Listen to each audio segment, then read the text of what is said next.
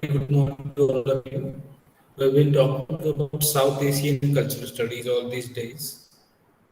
In our previous lecture, which we could not record because of certain technical issues, we talked about the meaning of cultural studies.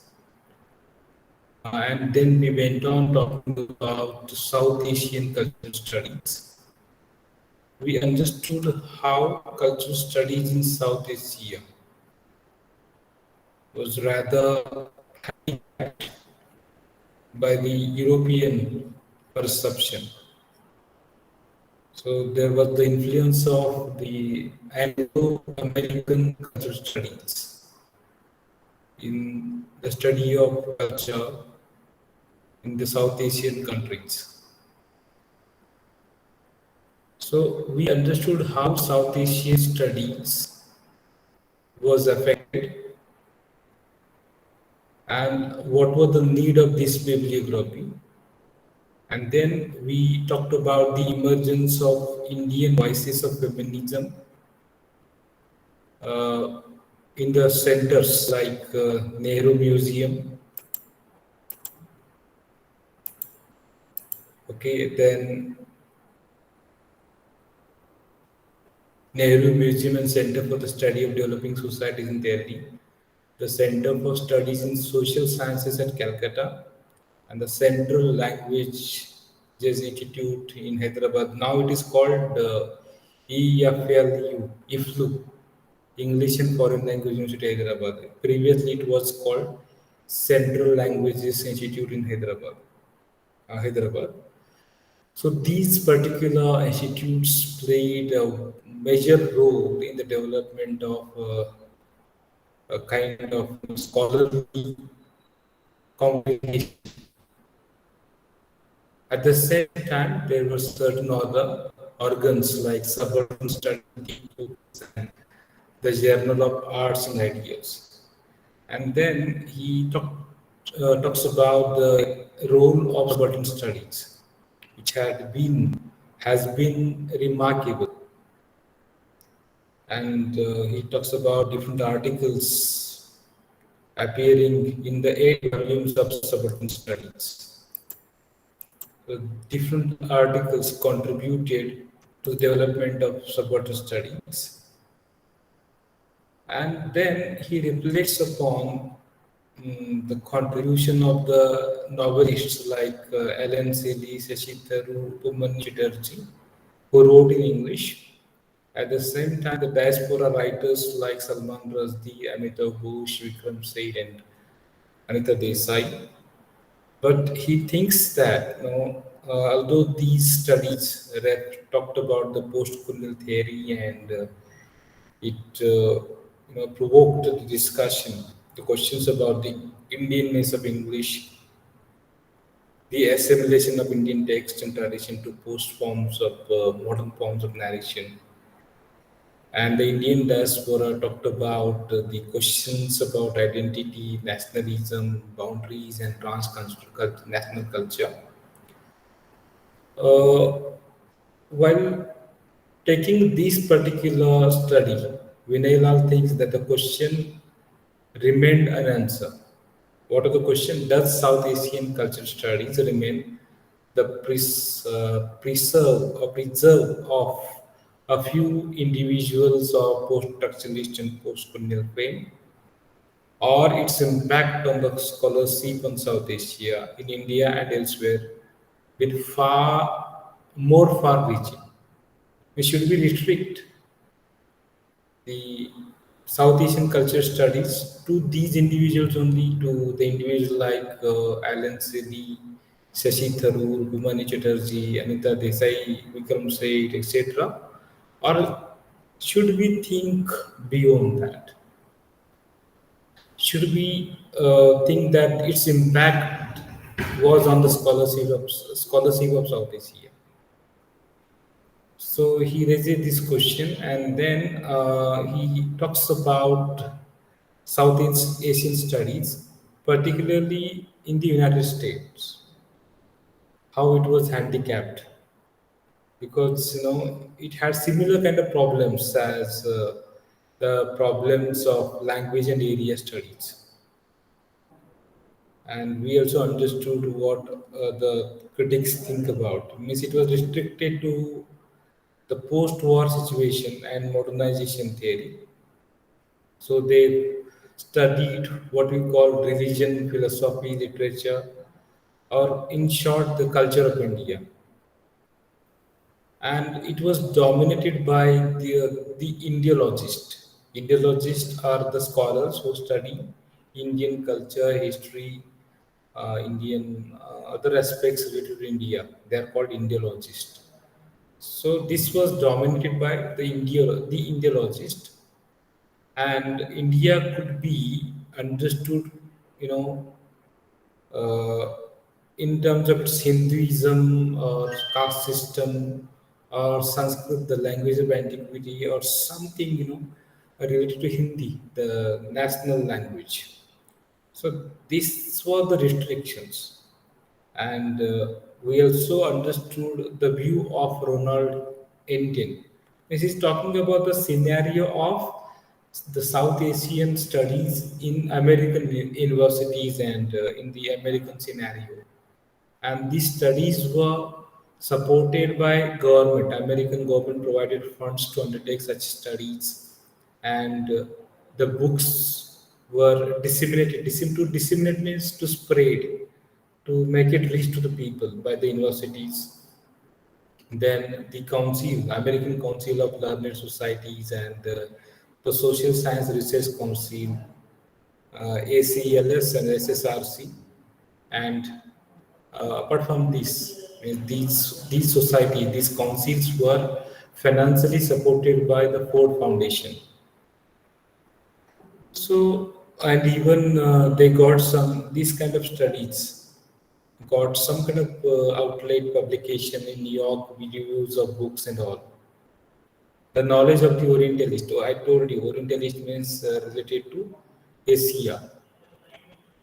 So this knowledge is nowadays known as area studies. So that was restricted to what we call these particular kind of thinkers and scholars, and this was glorified in during that period. Despite of this fact, when we talk about the legacy of area studies was related to what we call Orientalist studies, and the constraint of disciplinary formation at the universities in India means there were certain restrictions for the cultural studies to establish itself as a discipline in the universities of India or in other South Asian countries. South Asian studies became the focal point for many of the questions. Those who are engaged with cultural studies, they try to seek to engage itself. So, what in the they question the forms of knowledge by using the Western methods. It was dominated by the Western ideology. And these trajectories or frameworks, we can see, the foundations given by the Western culture studies, led to an awareness of the politics of knowledge. Of course, it contributed in the non-West, in the development of the culture studies in the non-West countries, because it created a kind of awareness of the politics of knowledge. Knowledge has some politics, and even it creates awareness of the shifting nature of the entities or things hitherto assumed to be foundational, if not stable. Means they started questioning about the things, shifting to the methods, we can say. And at the same time, it resulted in the emergence of powerful critics of modernity. And then we refer to Edward Said's book, Orientalism, in the year 1978. So this book has been described as the point of departure for new investigations into colonial discourse. So you're familiar with this book. We discussed it in the earlier lecture as well. This book, started looking at the things from a new perspective. It started looking at the colonial discourse. Colonial discourse means, I would like to elaborate here. It refers to the discourses, the narratives or stories, what we call, as described by the colonizers, Britishers, and other European countries. These are called colonial discourse. Means they started writing history of India or other such countries from their perspective.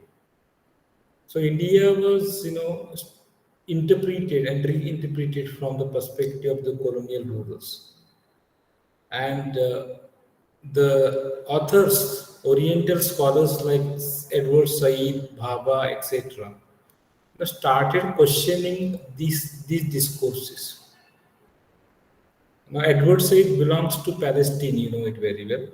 And in India, again, the works of Jit Singh Uberoy,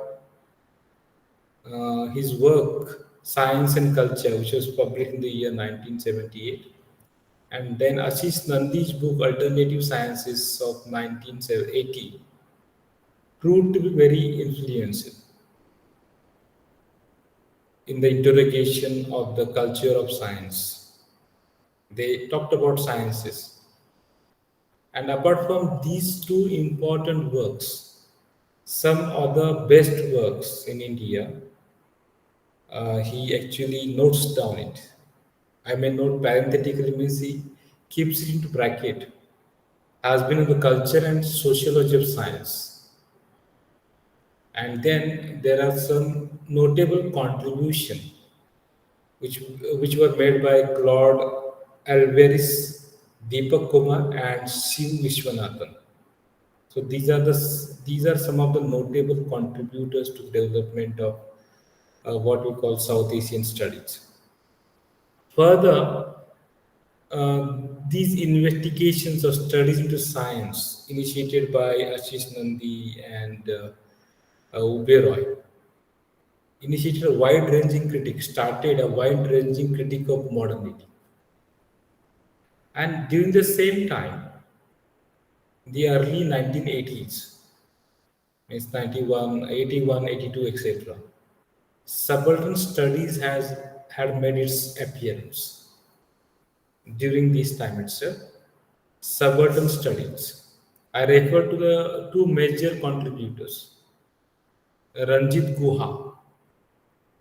You might have heard of his name. He criticizes Modi government in the present scenario as well. And then Gayatri Chakraborty Spivak. Actually, she lives in France. So both these contributors, both of these thinkers contributed to subaltern studies during the early 1980s, and this made its appearance. And it was so influential that it made its impact in the West as well. So, whenever we refer to the South Asian form of cultural studies, subaltern studies is considered as the South Asian form of cultural studies.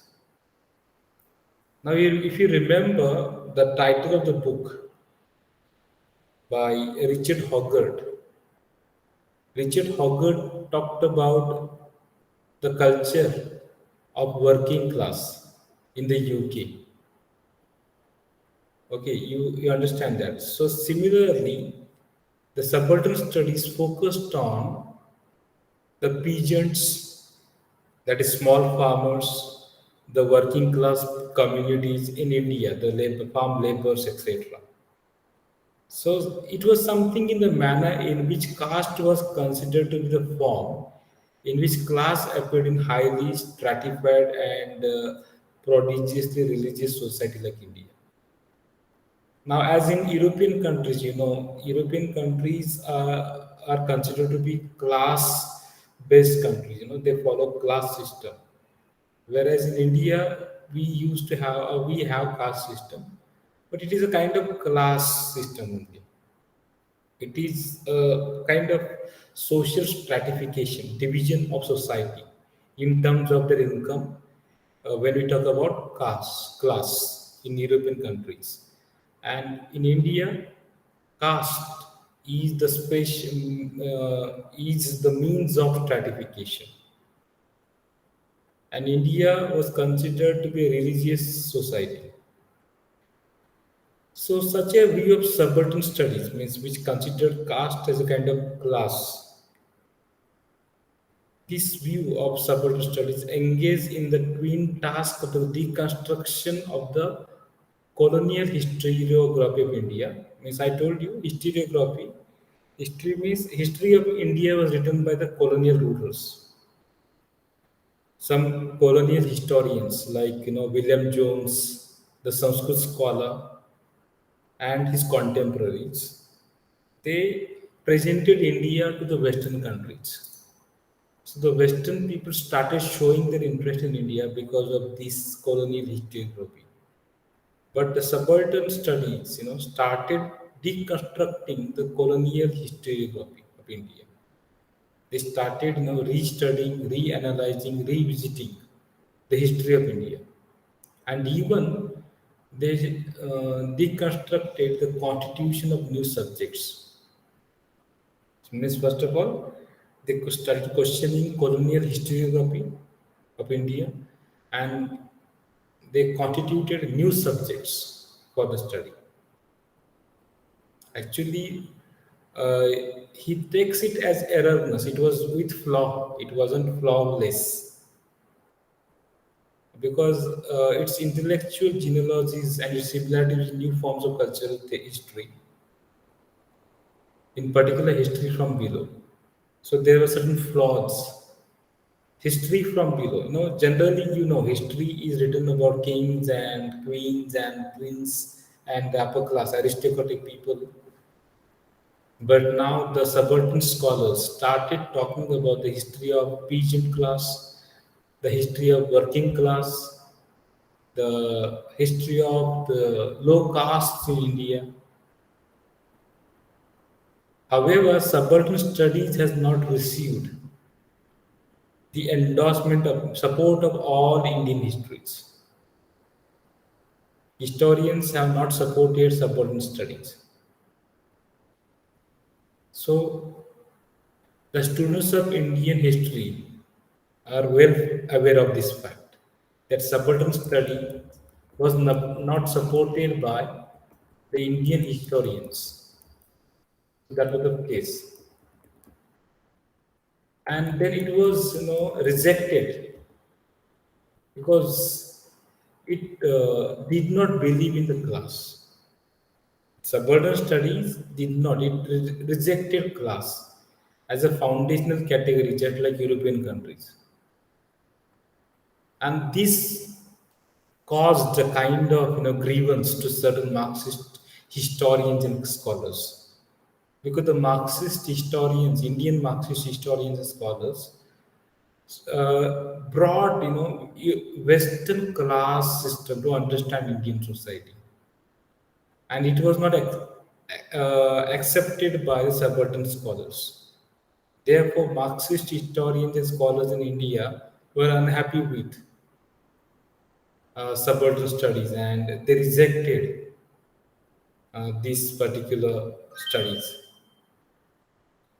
Apart from that, post-colonial criticism, subaltern studies tries to undo the Eurocentrism. So we need to understand Eurocentrism means we understand everything in terms of the European theory, European what we call framework. Post-colonial theorists like Edward Said, Homi K. Baba, and others rejected the colonial perception. Like that, subaltern studies also tries to deny the Eurocentrism, which was produced by the institutions of the West trajectory. I told you, British rulers started looking at India from their perspective. They started looking at Indian culture, Indian system from European perspective. For example, our education system is largely considered to be Eurocentric.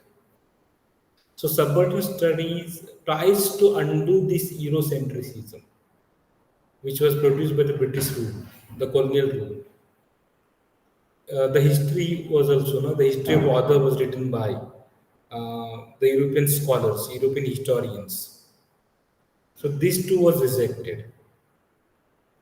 They tried to undo it. So you can, in this context of discussion, you can understand how subaltern studies is a kind of cultural studies in the Indian context. As subaltern cultural studies in European context played a vital role. Same in the case of subaltern studies in India. So we can equate the contribution of subaltern studies to that of what we call cultural studies in Britain special. So subaltern studies has received a disproportionate share of attention when we think of the Western cultural studies. In comparison to the Western cultural studies, subaltern studies in India hasn't received the required amount of disproportionate means not in the equal proportion as the Western cultural studies received attention from the scholar. Especially the scholars in the West neglected it. Okay, owing to the success with which it has been able to market itself as a transnational scholarly commodity. Yes, when we think about subaltern studies in India, it went beyond the borders of India. It emerged as a scholarly commodity. I mentioned the name of Gayatri Chakraborty, who used Derrida's deconstruction. She had translated Derrida's Science, Structure and Play (DSA) from French language to English. You might be knowing that. And Gayatri Chakraborty Spivak was an influential personality in the field of subaltern studies.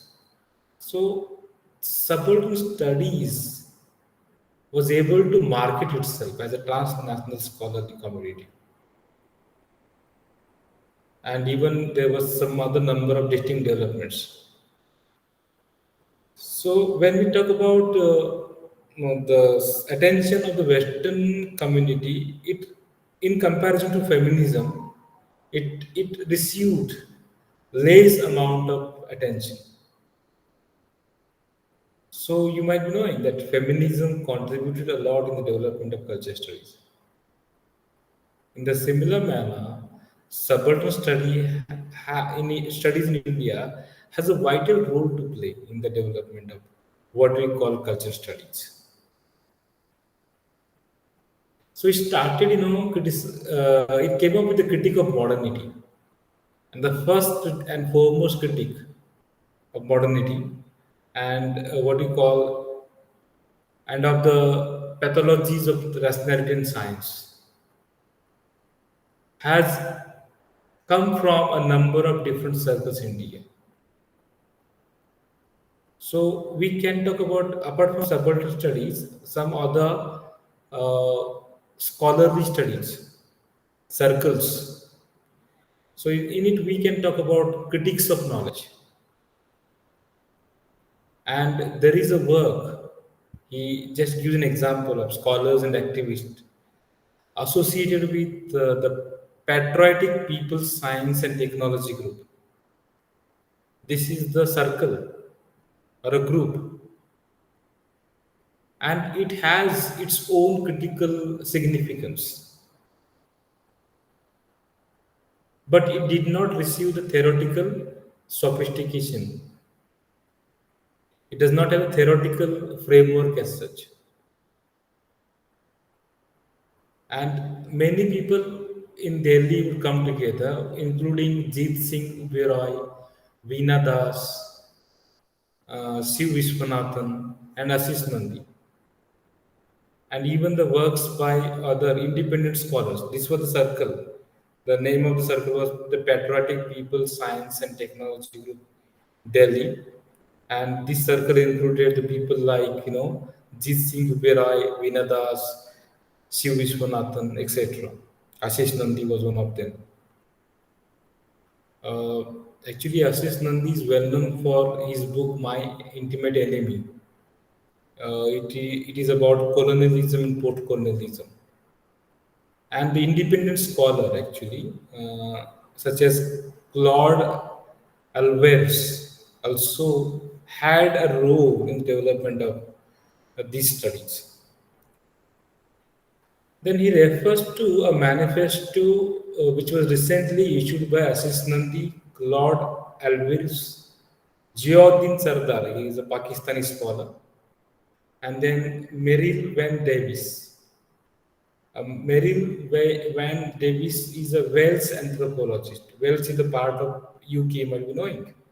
Wales, then Britain, Ireland, etc., form the official UK. So these are the islands. So she belongs to Wales. So Mary Ween Davis, they issued a manifesto. A manifesto, I hope you know, a kind of declaration.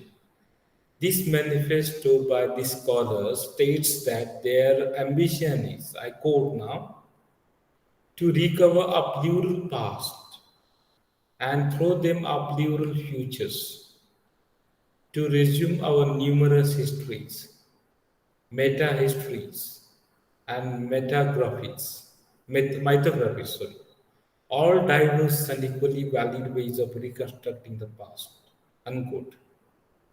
Now you can understand that these scholars were of the opinion that the colonial historiography was faulty. There were certain weak points in this historiography. Therefore, they wanted to recover. There is no single past as such. They wanted to recover their pasts. Now you might be thinking about Ziauddin Sardar and Merrill Van Davis. These scholars belong to different nations. For example, Ziauddin Sardar belongs to Pakistan, whereas Davis belongs to Wales. But you might be knowing they too had similar kind of problems. So India was the major contributor to the South Asian studies. At the same time, some other scholars from the South Asian countries and even the scholars from other countries also contributed to the development of South Asian studies. They attempted to recover their past. Means we didn't have single past as such. Pasts are plural. And even they wanted to establish plural futures. There is no single future as such. And through this attempt, they wanted to resume our numerous histories. Histories are numerous. There is no single history. Even meta histories, studies of history, meta language you might be knowing, metaphysics. Beyond means something history of history. In the study of history itself is called meta histories. And even mythographs means our old ancient stories. They wanted to resume all historical aspects, revisit history. And they thought that these are diverse, they are not same. There is a diversity. But at the same time, they are valid, not invalid ways of reconstructing the past. They wanted to reconstruct the past. So that was their manifesto. You can understand this manifesto of these scholars. So the authors of these particular manifesto state, of course, actually this is a challenging kind of statement that in the 500 years since the commencement of European voyage to the New World, but knowing that East India Company came into India, uh, around in 1600 or so. So in these 500 years, it's a kind of European. Means before that, you might be knowing, it was Vasco da Gama who came to India to the port of Calicut. So he refers to all this. They refer to all this, and for them it was this was the new world. Asia and other countries was the new world. They explored. I quote again: the generally unhappy features of the European native, his disturbed thinking, his distorted perception, and his spiritually barren cultural objective have been replicated and duplicated mindlessly in all those places and within all those people on whom he sought to impose himself.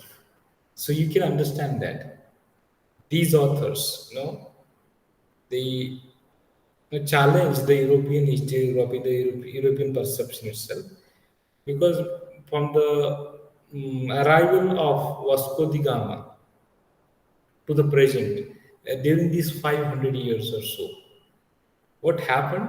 They think that they explore the new world. Vasco da Gama found the way to India. You might be knowing that through that Mozambique island. So when we think about their perception about this new world, whatsoever, means not only India, the surrounding itself. These scholars think that they describe the European native as unhappy, and they describe all the unhappy features of this European native. This European native means what are the features? Disturbed thinking. The thinking was disturbed. The perception was distorted. Their way of looking was not appropriate, distorted one, not in. It was not balanced one, and there was the objectives of the European native were barren, spiritually barren. There was no spirituality. Spiritually barren cultural objective, he says. So they describe.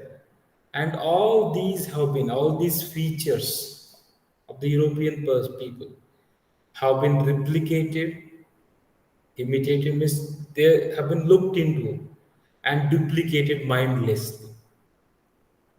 In means they started looking at India, other countries from the European perception. Whatever disturbed thinking, their thinking was not what you call rational as such. It was disturbed. Their way of looking was not balanced one. It was distorted. It was broken, kind of. Then they were not spiritually so rich. The land was spiritually barren, and these people started, thinking about our places mindlessly, and they started, imposing their ideas on us.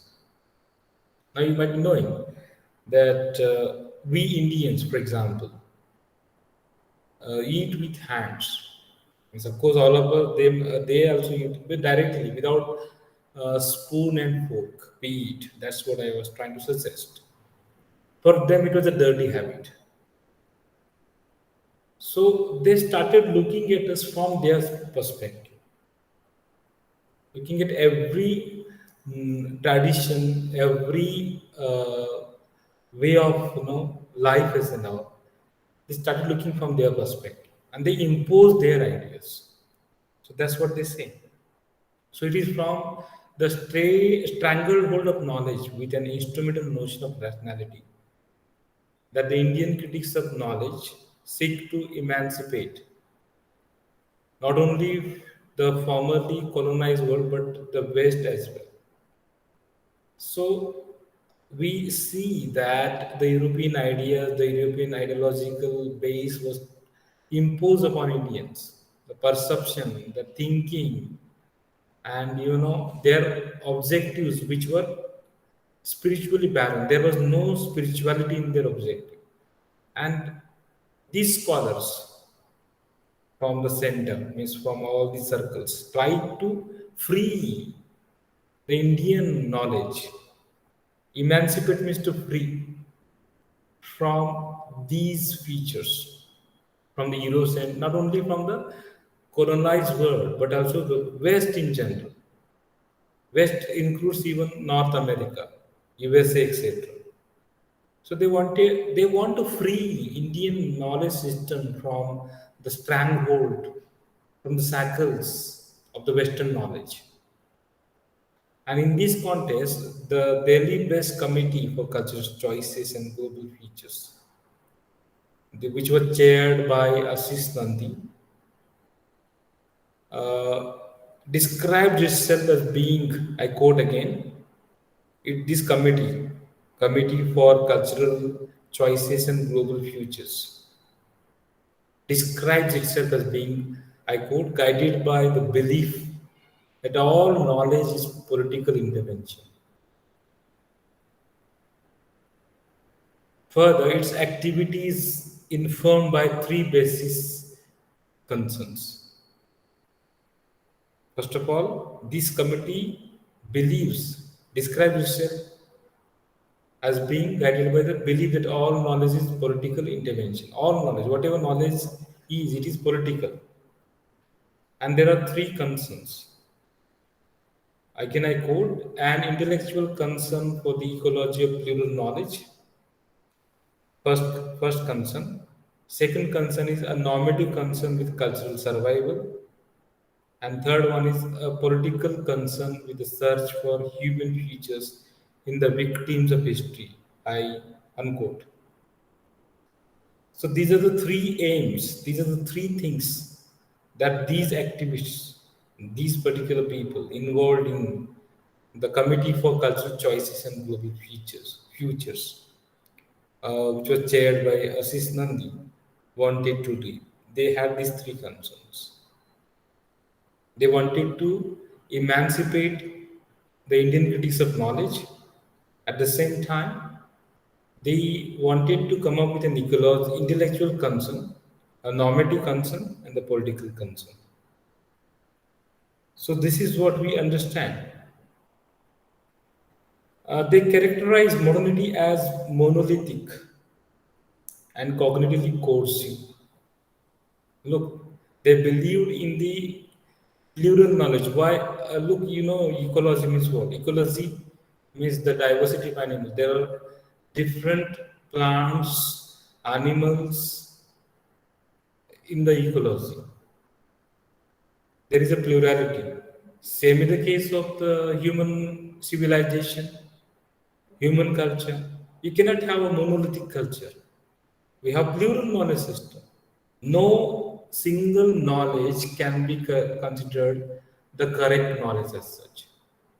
So they wanted to come up with this concern for the ecology of plural knowledge. What happens? Suppose if the ecological balance is lost, what will happen to the Mother Earth? So we take care that all animals survive. All we take care of plants. We plant trees, etc. We take care that deforestation does not take place. We as a human being try to maintain ecological balance because we know means in ecology the existence is correlated. We do not have independent existence as such. Same in the case of knowledge system. There is no single or monolithic. Monolithic means single. So modernity is monolithic, I quote, and cognitively coercive. Coercive is something which is suppressive, encroaching. It imposes upon modernity. Thinks that a modern city should be like this, a modern person should be like this, an education system should be like this. So we try to come up with the monolithic ideas and it imposes on the mind. So it tries to put the enlightenment concept of progress. If you remember the poem by William Wordsworth, Tables Turned, in that poem, William Wordsworth, asked the scholar to come out of his room because nature can become a teacher. Now, this enlightenment concept, thought of progress as a monolithic concept. We think that progress means constructing roads, progress means constructing towers, progress means network, progress means this and that. So it is a kind of monolithic and cognitively coercive idea of progress. It started from the Enlightenment period. Okay, and this is deprived of much of its creative potential. Because of that, the creative potential is lost. So, into a pluralistic encounter, I quote again, with the possibility it has suppressed. What it's the committee try to seek to generate knowledge that is not the product of the managerial, scientific, and secular nation state. Yes, many pluralistic cultures have been suppressed. There is a possibility. Therefore, this committee, we are referring to the committee named the Committee for Cultural Choices and Global Futures. So it talks about the paradigm. Means, for example, if you remember Saussurean dichotomy, we talk about what we call the syntagmatic and paradigmatic relations. For example, these particular lines that you see on the screen is a syntagmatic relation, but it is out of choices. Nothing is monolithic. Means we make choices from the system, and these choices have been suppressed. The choices are plural.